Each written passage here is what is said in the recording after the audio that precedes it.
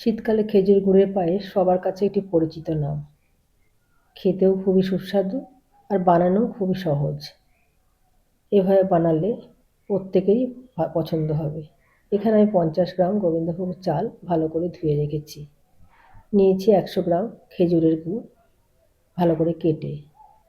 এবার একটা ধোয়া কড়াইয়ে আমি নিয়ে নিলাম 1 লিটার ডেয়ারি মিল্ক।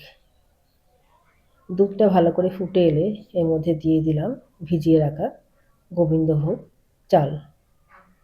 আবার চাল সেদ্ধ হয়ে গেলে দুধটাও ঘন হয়ে গেছে, দিয়ে দিলাম ভিজিয়ে রাখা কিশমিশ আর কেটে রাখা গুড়টা। আমি লো ফ্লেমে অনেকক্ষণ ধরে এটাকে নাড়বো যাতে গুড়টা ভালো করে গলে যায়।